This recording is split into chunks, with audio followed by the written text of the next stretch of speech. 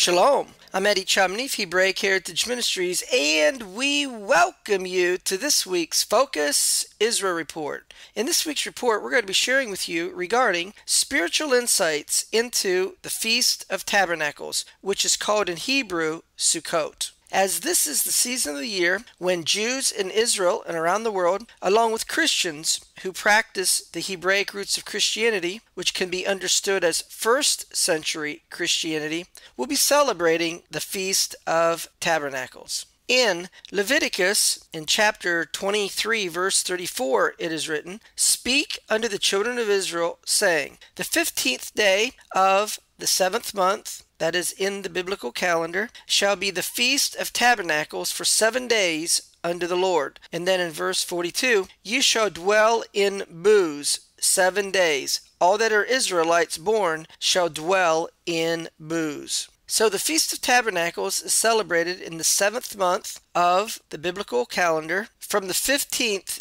through the 21st day of the month. In celebrating the Feast of Tabernacles, it is written in Leviticus chapter 23, verse 39, "You shall keep a feast unto the Lord 7 days. On the first day shall be a Sabbath. On the 8th day shall be a Sabbath." The word Sabbath is the Strong's number 7677, and it's the Hebrew word Shabbaton. A Shabbaton is a designated Sabbath day that is separate and distinct from the normal weekly Sabbath. Interestingly, in Leviticus chapter 23, verse 39, while the God of Israel commands for the Feast of Tabernacles to be a 7-day celebration, he then goes on to refer to the 8th day. In other words, it seems like the God of Israel added an extra specific designated day that is attached to the 7 days of the Feast of Tabernacles. In doing so, that 8th day, the day after the 7-day celebration of the Feast of Tabernacles, is specified to be a high Sabbath. Therefore, the first day of the 7-day celebration of the Feast of Tabernacles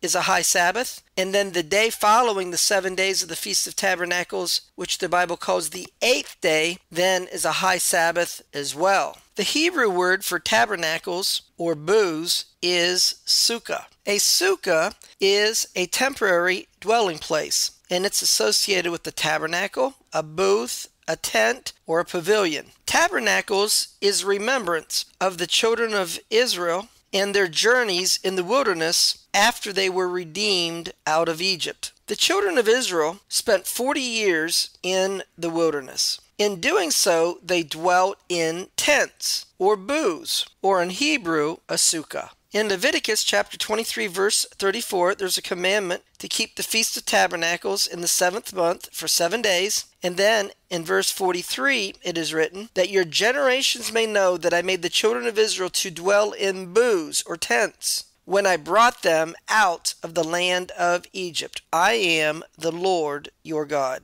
So in one way, the Feast of Tabernacles is a remembrance of the historical Egyptian exodus, in that when they spent 40 years in the wilderness, they dwelt in tents. Spiritually, our physical bodies living in this life is associated with a temporary dwelling place, or a tabernacle, or a sukkah. In 2 Peter chapter 1, verses 13 and 14, Peter writes, "Yes, I think that as long as I am in this tabernacle, that is living in his earthly physical body, knowing that shortly I must put off this my tabernacle," meaning someday he's going to die, "even as our Lord Yeshua HaMashiach has shown me." Then in 2 Corinthians chapter 5, verse 1, it is written, "For we know that if our earthly house of this tabernacle were dissolved," that is, after we spend time in the earth living in a physical body, we will someday die, "we have a building of God, a house not made with hands, eternal in the heavens."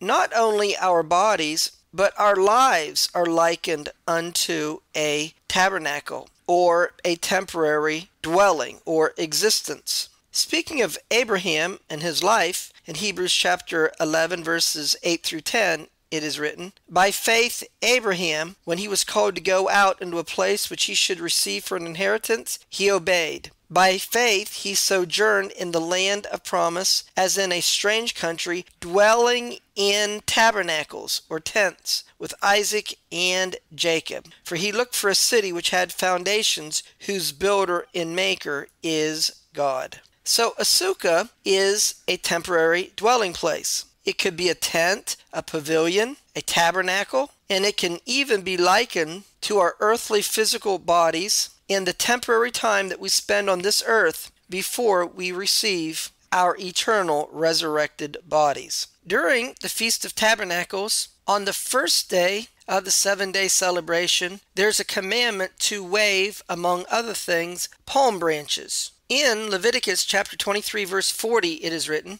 "And you shall take on the first day the boughs of goodly trees, branches of palm trees, and the boughs of thick trees and willows of the brook, and you shall rejoice before the Lord your God 7 days." These 4 things are often called the 4 species. Spiritually, the rabbis interpret the 4 species as representing 4 types of people who endeavor to serve the God of Israel and follow after his ways. Thematically, the Feast of Tabernacles is known as the season of our joy. This comes from Deuteronomy chapter 16, verses 13 through 15, where there the commandment is given in Deuteronomy chapter 16, verse 13, to keep the Feast of Tabernacles for 7 days. And then it says in verse 14, "You shall rejoice in your feast." And then in verse 15, "You shall surely rejoice." Because of the emphasis in celebrating this festival, that you rejoice, it became known as the season of our joy. In addition to being associated with the season of our joy, the Feast of Tabernacles is called the Feast of All Nations. This is because during the 7 days of the Feast of Tabernacles, instruction was given in Numbers chapter 29, beginning in verse 12 through verse 32, that during the 7 days of the Feast of Tabernacles, there were a total of 70 bullocks which were offered. In the first day, Numbers chapter 29, verse 13, there are 13 bullocks. The second day, 12 bullocks. The third day, 11 bullocks. The fourth day, 10 bullocks. The fifth day, 9 bullocks. The sixth day, 8 bullocks. The seventh day, 7 bullocks. So if we add the total, 13 plus 12 plus 11 plus 10 plus 9 plus 8 plus 7, we get a total of 70 bullocks which were offered. These 70 bullocks are seen as being associated with the nations of the world. In Deuteronomy chapter 32 verse 8 it is written, "When the Most High divided to the nations their inheritance, when he separated the sons of Adam, he set the bounds of the people according to the number of the children of Israel." So the nations of the world are linked with the number of the children of Israel. And then the number of the children of Israel is seen as being associated with the number within Jacob's family who went to Egypt, as we're told in Exodus chapter 1 verse 5. And all the souls that came out of the loins of Jacob were 70 souls. Then, following the flood, the sons of Noah, Shem, Ham, and Japheth, through their offspring, repopulated the earth and became the forefathers of the nations of the world. In Genesis, in chapter 10, verse 1, it is written, "Now these are the generations of the sons of Noah, Shem, Ham, and Japheth, and unto them were sons born after the flood." Verse 32, "These are the families of the sons of Noah after their generations in their nations, and by these were the nations divided in the earth after the flood." So in Genesis chapter 10, the number of nations totaled 70. Therefore, a link is made between the 70 bullocks that are offered during the Feast of Tabernacles and the number from the family of Jacob who went to Egypt, which totaled 70 in Exodus chapter 1 verse 5, and 70 also being the nations of the world after the flood from Genesis chapter 10. So this is how the Feast of Tabernacles is linked or associated with the Feast of All Nations. Then we see during the Messianic era, after Yeshua returns at his second coming and sets his feet down on the Mount of Olives, Zechariah chapter 14 verse 4. When he's made king over all the earth, Zechariah chapter 14 verse 9. We see that in Zechariah chapter 14 verses 16 and 17 that all nations will be required to come to Jerusalem to worship Yeshua during the Feast of Tabernacles. In Zechariah chapter 14 verse 16 it is written, "And it will come to pass that everyone that is left of all the nations which came against Jerusalem shall go up from year to year to worship the King, the Lord of hosts, and to keep the Feast of Tabernacles." Finally, we're to share with you how we can derive that Yeshua was born during the Feast of Tabernacles. We can see this by examining the following. In Luke, in chapter 1, verse 5, we see that an Aaronic priest named Zacharias, who is the father of John the Baptist, that he was of the priestly course of Abiah. In 1 Chronicles, in chapter 24, we can see that the course of Abiah was the 8th course of priests. In the days of King David, Israel was divided into 24 courses of priests. Each course of priests would serve in the temple. Given that there are 52 weeks in the year, that means that each course would serve twice during the year. During the festivals, all the courses